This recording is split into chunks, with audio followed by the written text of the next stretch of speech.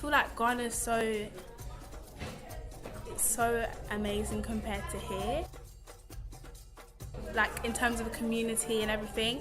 So it's kind of like the British Ghanaian community is a rip-off version or a knock-off version of the real thing. That's what I would say.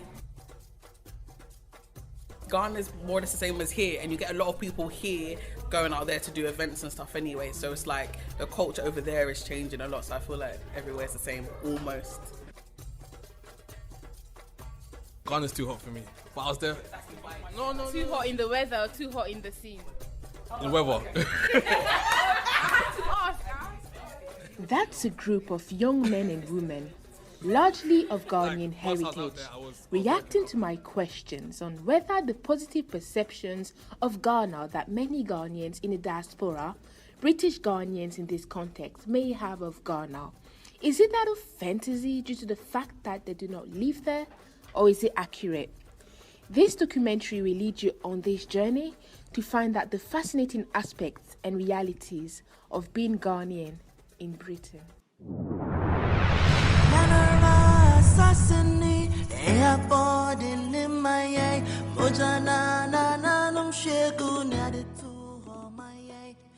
My name is Miriam Osei. I'm of Ghanaian origin and I was born in France in 1994. I moved to the UK in 2008. When I first moved here, I was amazed as a French-born Ghanaian and as a person deeply in love with her Ghanaian culture and roots to witness the large Ghanaian community present in Britain, especially in South London.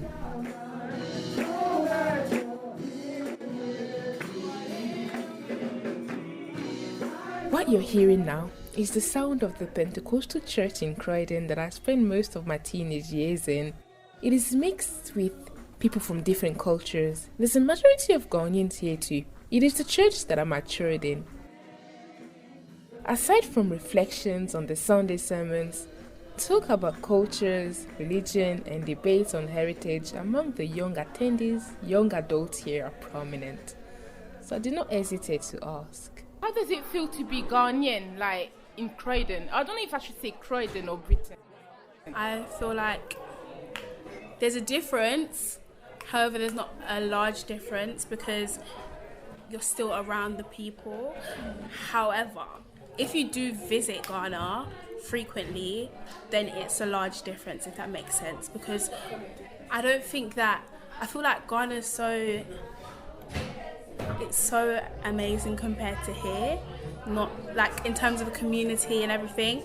So it's kind of like the British Ghanaian community is a rip-off version or a knock-off version of the real thing. That's what I would say. Yeah, it's true, because like from when I'm here, I don't necessarily feel totally British because I've got so many Ghanaians around me. I live in a Ghanaian household and I do things that are Ghanaian, but the moment I go home, I don't feel like one of them either. So we live a sort of distorted kind of Ghanaian lifestyle here. Yeah.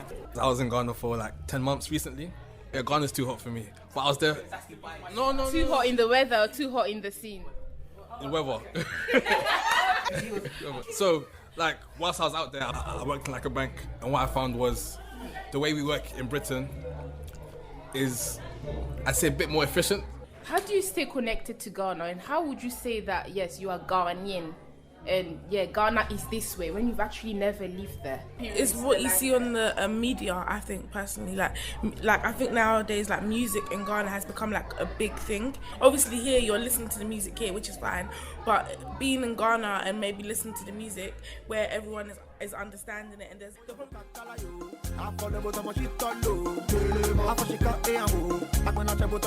probably be more of a vibe than there is like here. And also with the media as well, the things that you see that are going on in Ghana, like I recently on Instagram I follow some girl that's like all into fitness, but it's in Ghana, and I was a bit like, wow, because before I don't think Ghana even knew like about fitness. So I'm not even trying to be rude.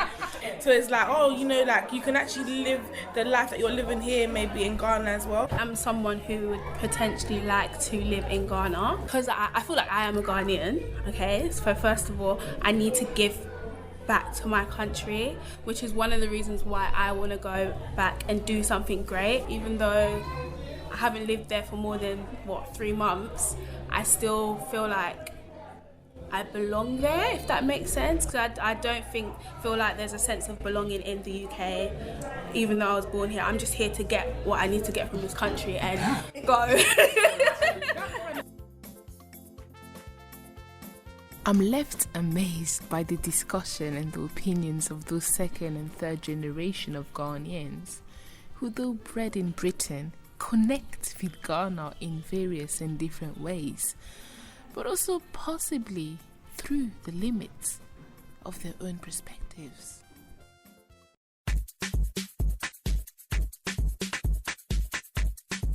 For those not familiar with the word Ghana, Ghana is a country in West Africa with over 27 million people. The official language is English. The number of dialects are spoken throughout the country, many of which I may not be fluent in.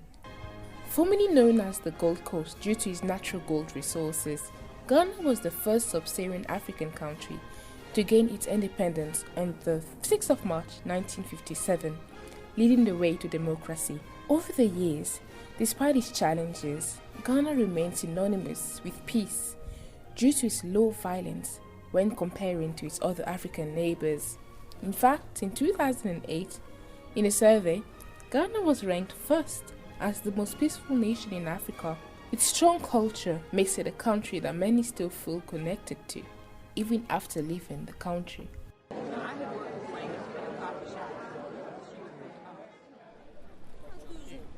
Croydon is a culturally diverse place. As you can feel, here always has me experience diversity and culture in a different way. The sense of African shops in one corner, the smells of Asian restaurants, and the flag of Ghana that many Ghanaians, businessmen and women use as an attraction. How much is the fish? Hi, how are you? Wow. You have a lot of African style food here, isn't it? Fufu. Yeah. Wow. Do you know what fufu is?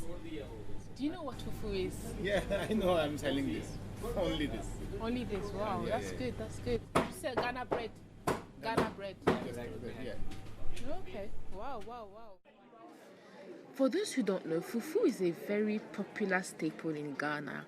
It is usually eaten with the hands with, soup and meat or fish. It is made from cassava, and it's usually in Ghana it's made very directly, it's very naturally. But in Europe, fufu is normally sold from a flour base from cassava, which then one has to mix with warm water.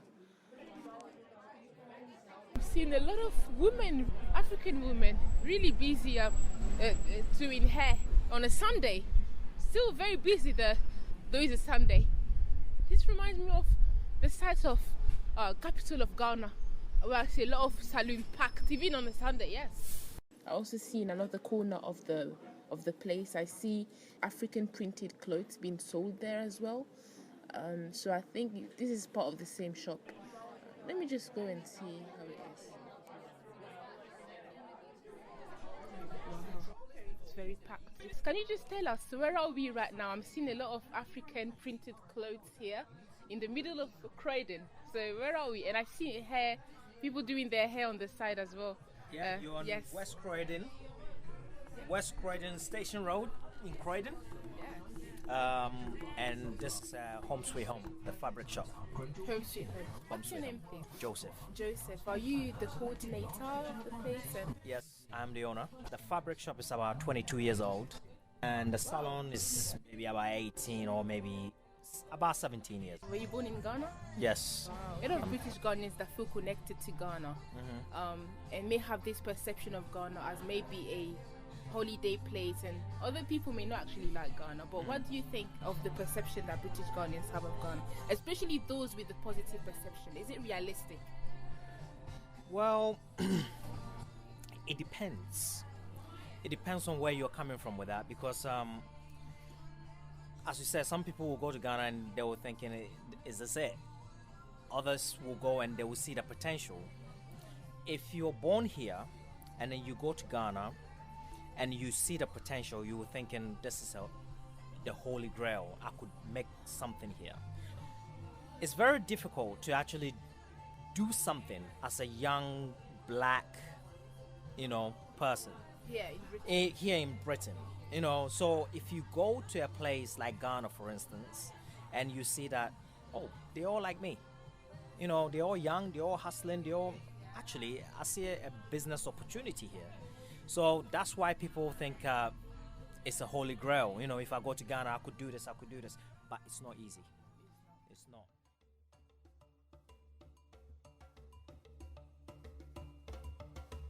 Ghana, though often linked with peace and comfort by those in the outside world or even local Ghanaians, have had severe challenges. The economy in the country has gone through ups and downs, resulting in high inflation. Also, despite the beauty of several places in the country, the tourism industry fails to become one of the prominent leads for revenues for the continent, a fact which is mentioned even among British Ghanaians. I took a sabbatical from work for 6 months to go and kind of see what it would be like if I was actually living there. So I stayed there for 6 months, and then I came Lorissa back. is a young British Ghanaian woman who moved to Ghana from Britain in 2014. She's part of this changed narrative of Ghanaians who were born and bred in Britain who decide to move back to their motherland. It feels so good to see you outside my laptop screens. You have a huge media presence, social media presence. You've got over 400,000 views on YouTube and stuff, and you explain about your journey moving from the UK to Ghana, and you share tips as well. Can you share with us, about your transition and, how did it come about, basically? I have always been going to Ghana, usually Christmas time, Easter time, to celebrate, like most young people do. They go to Ghana for the raving season and stuff. So I would usually go for Christmas, and then it got to the stage where I was kind of spending longer there, so I would always extend my ticket.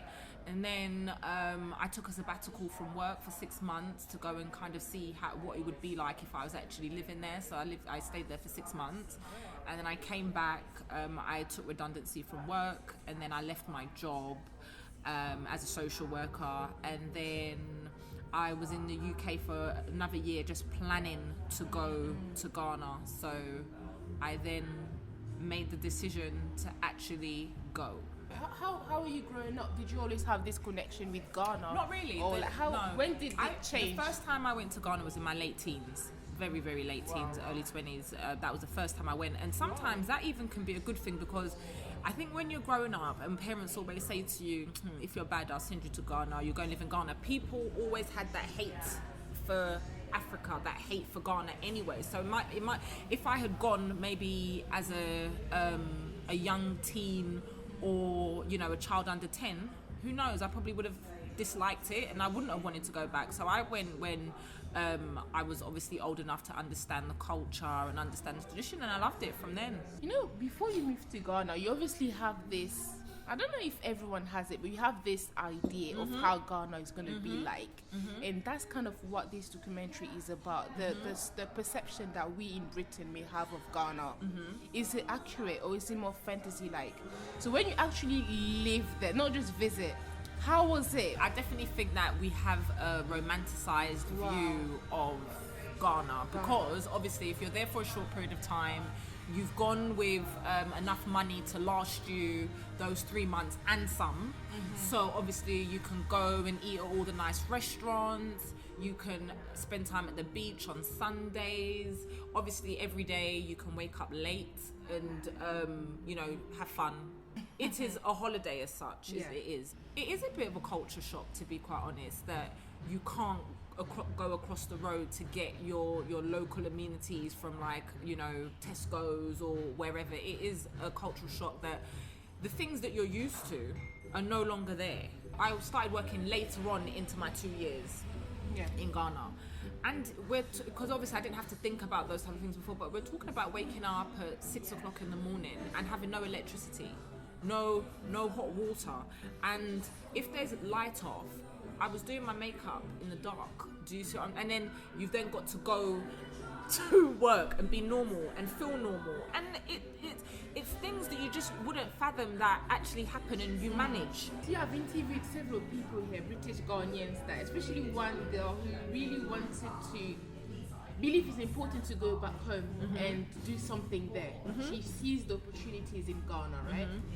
And I thought, why is it that many youths in Ghana do not see those same opportunities there? So what is going on? Sometimes when we say that people in Ghana, they don't see what the country has, they're blind, this, that and the other. They're blind because they haven't seen. We have been fortunate enough to be out of Ghana, to actually see how far a developed country has gone. That's why they're all wanting to leave Ghana to go to another country. That's why everyone in Ghana would love to take your place. So when you say you're moving to Ghana, they're like, why would you do that? I also think that we are also to blame. Us from the UK and the US and from abroad. So? Yes, 100%. We're to blame, and I'll tell you why. Christmas time, literally swamps of people from abroad come to Ghana. They're there with their fancy clothes, their fancy electricals, they're spraying money in the clubs, they're buying champagne. But remember, these people that are doing this, they can't really afford it. Sometimes it goes both ways, where we have a negative view towards Ghana. Yes. Do you see what I'm trying to say? But at the end of the day, I think that's just stupid for anyone to kind of draw to any one thing. Everywhere's got problems, everywhere's bad. True. But it's just to take a balanced view and not think that Ghana's just great, and don't think Ghana's just bad. It's just normal in terms of the problems. They've got a bit extra problems, but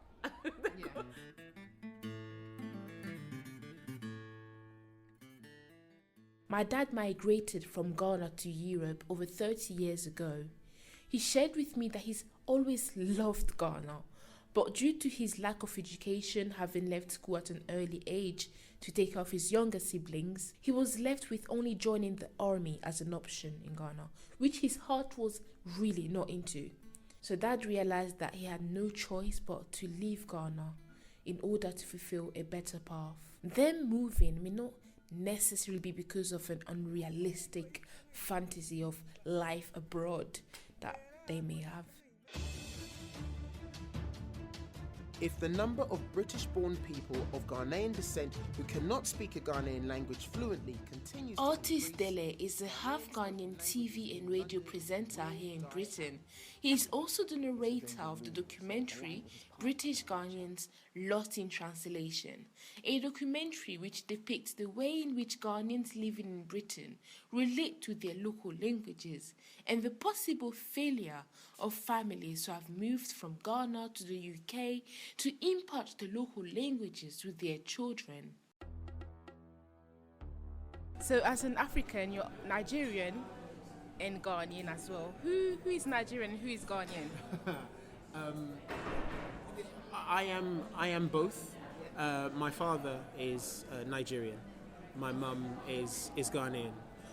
So I guess I am the golden child, uniting both sides. Were you able to connect to your roots growing up? Not as much as I would have liked. I think my first visit to Ghana was when I was 13. So it had been left very long. It wasn't something that was easy. You know, buying tickets to fly to Ghana was always very expensive. And I was always aware that my parents worked very hard, but there wasn't always that much money. So they saved up until I was 13 before we then went, and by which point my sister was along for the ride as well. That was my first time. Up until that point, I'd considered myself a black Brit. So you didn't really consider yourself a Ghanaian? Not really. You know, all my friends through my parents were Ghanaian, and I guess I didn't feel different to them, not at all. I guess I felt I was Ghanaian, but didn't really feel the need to wear the cloth or wear a badge or be like a flag waving Ghanaian in that sense. The only difficulty was communicating with relatives. I never had a fulfilling conversation with my grandma. Why? Is it because she didn't speak? She spoke no English. and I spoke virtually no Twi, so it was impossible. Apart from the hug and her body language, I could tell there was love there and acceptance as well. Why didn't you speak the language when growing up? That's something, or that was the reason for the documentary I made. I didn't speak Twi because my parents were from a generation of Ghanaian expats who wanted their children to succeed in school. As you know, being a child of Ghanaian parents, school is very important, and they wanted me to excel, and so they were misinformed when they believed that speaking multiple languages in the household would confuse the child. It's just there was one big thing missing. I couldn't fully immerse myself in the culture because I couldn't speak the language. I couldn't appreciate it fully. In fact, there's a generation of British Ghanaians out there who don't speak the language, but that the younger generation are starting to adopt the culture more and are wearing it with pride, with more pride.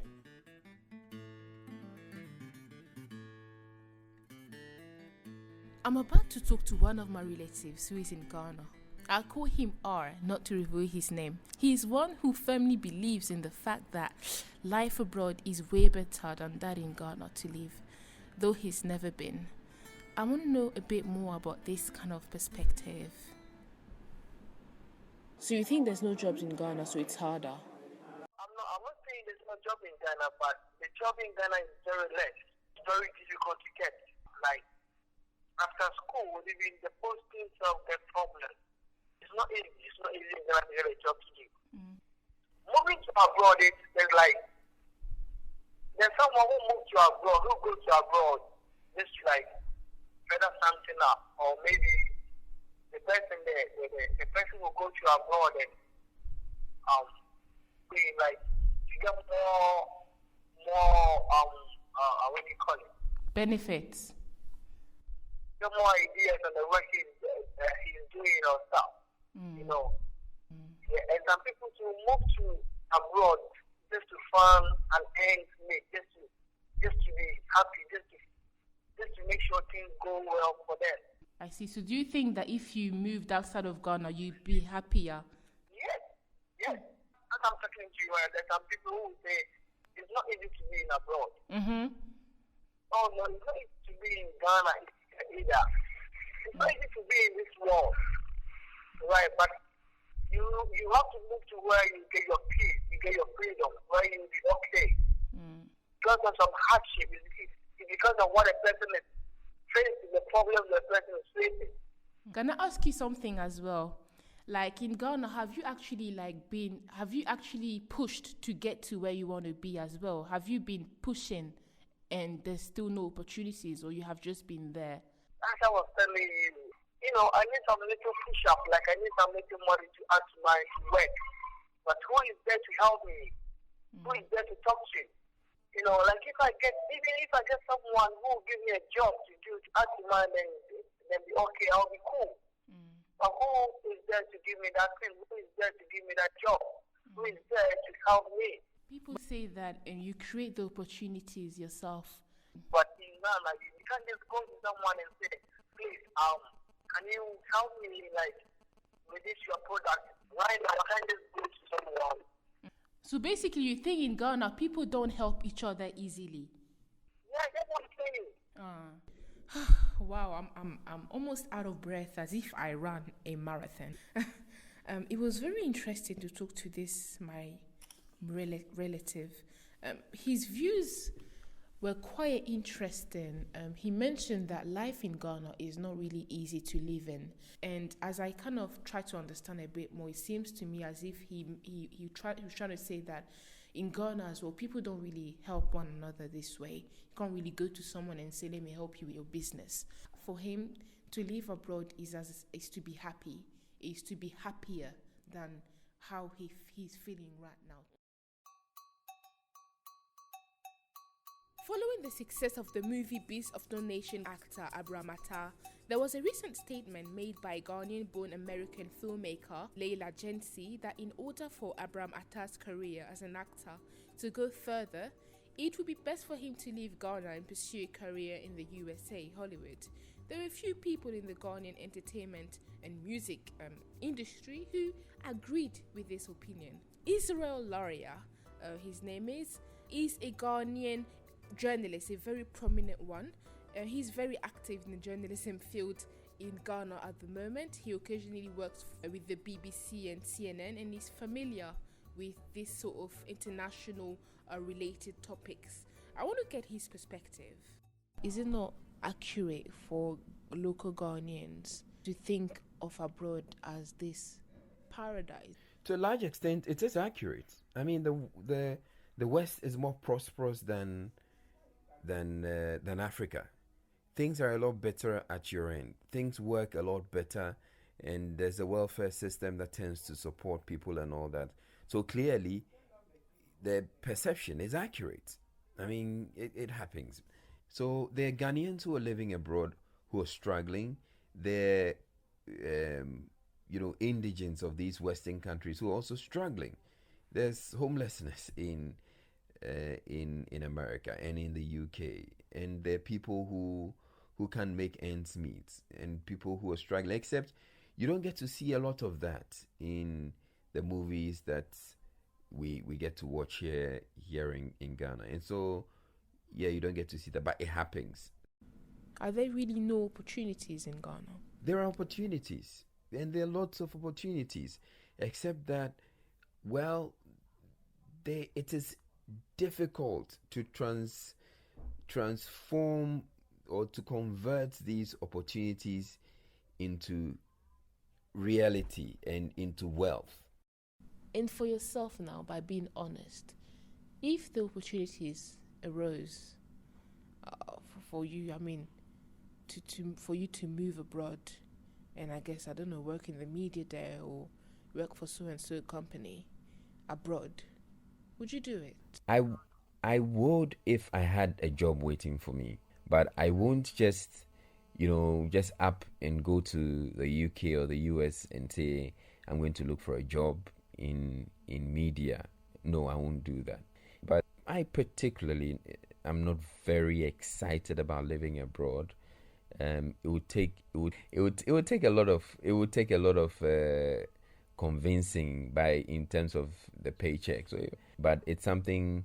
It should be comfortable enough that I can easily afford vacations back to Ghana, because I love Ghana.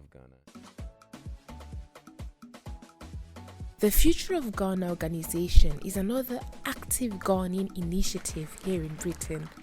With its annual publication, every year it announces 30 talented Ghanaians under the age of 30 globally who are nominated by the public, shortlisted by judges, and finally announced through social media. For those who made the top 30 list, Future of Ghana provides leadership opportunities for them to make an impact in Ghana and internationally. This is a shining example of how the diaspora can be effectively mobilized for mutual development benefits. The High Commission in London will continue to provide us. The Ghana High Commissioner, Victor Emmanuel Smith, is one of the many dignitaries who supports the initiative. I'm Beverly Anim Antwi, and I'm here on invitation from Ben, who's the kind of publicist for the Future of Ghana. What's your relationship with Ghana? You were born in the UK, right? Yeah, that's right. You are a Ghanaian, British Ghanaian. Yes, I am. What's your relationship with Ghana? When I was a child, I did not like Ghana. Wow. I thought it was dirty. I did not like the heat. I couldn't cope. The bugs, everything about it kind of just like, oh my God, I just want to come back to England. But yes, since my kind of early to mid 20s, when I started going back, when my parents went back there, that's when I started to, you know, actually just engage more with Ghana, you know, with the culture, with the people. I'd make more of an effort to go out with my family, to see, just to get engrossed in the culture, basically. So. What is it about Ghana that you find fascinating now that you like? There must be one thing. It's just, I don't know, it's just the vibe of Ghana. I enjoy going back, knowing that I'm going back home, essentially, going back to you know, my roots, if you like, you know, the people and the kind of just the laid back attitude, although that can be annoying at times, but the kind of just you know, kind of nonchalant, easygoing kind of flow of things. And would you ever move to Ghana?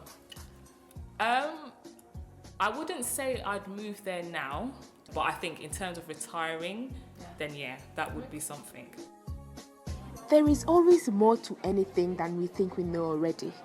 Ghana in the minds of local Ghanaians who may visualize abroad as the place to be in order to fulfill genuine happiness and gratification, such as Mr. R. Ghana in the minds of second and third generation of Ghanaians living in Britain who are eager to connect with their culture even miles away from home. Ghanaians who in this day and age are proud to say, I am Ghanaian. Same origins, different perspectives. My name is Miriam Osei. Thank you to all who agreed to take part in this documentary and share their stories.